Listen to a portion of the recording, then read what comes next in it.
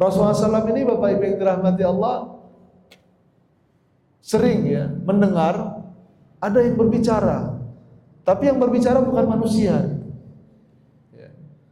Batu berbicara, pohon berbicara, ya, tapi dia nggak tahu ada suara-suara ini. Assalamualaikum ya Rasulullah, Assalamualaikum ya Nabi Allah, mengucapkan salam. Ya, jalan ke sana ada batu.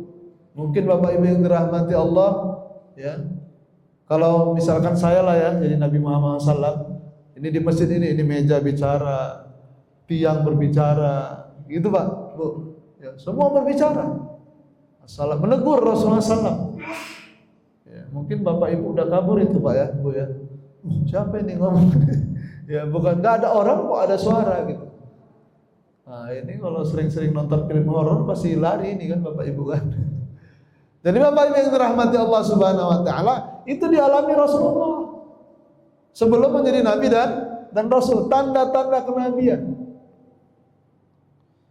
Dan bahkan setelah Rasulullah SAW menjadi nabi dan rasul, ya, umat Nabi Muhammad SAW bukan hanya manusia tetapi juga bangsa jin.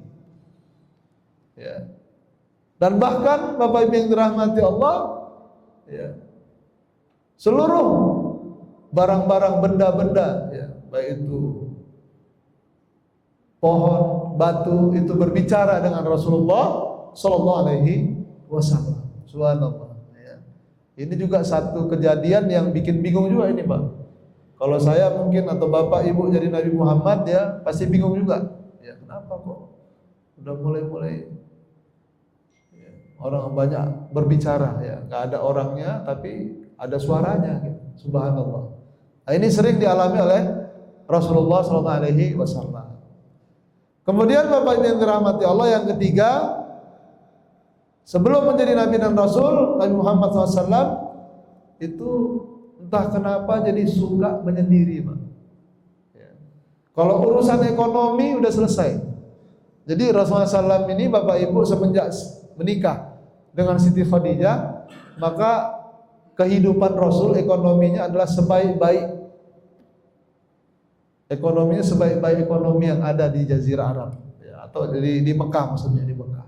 Karena Siti Khadijah ini kalau sudah dagang nggak tanggung-tanggung, ya, omsetnya itu setara. Ini dalam yang disampaikan dalam sebuah pertemuan, ya, pembahasan tafsir Nabawiyah yang disampaikan oleh salah seorang ulama Sirah Nabawiyah, ya, bahwa omsetnya Siti Khadijah itu setara dengan seluruh omset saudagar, semua saudagar yang ada di Mekah.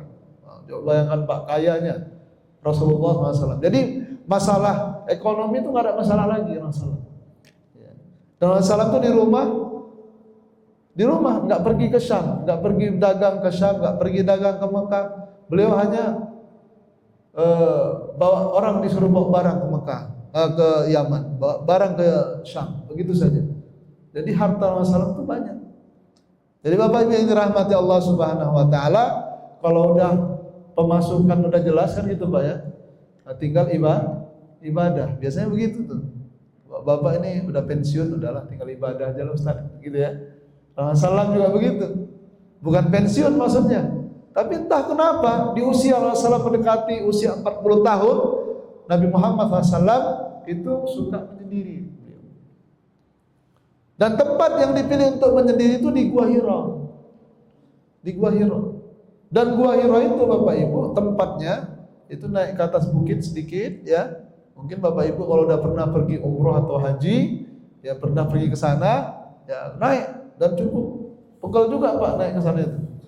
Ya. Dan suasana di Gua Hira itu Bapak Ibu yang dirahmati Allah memang sepi.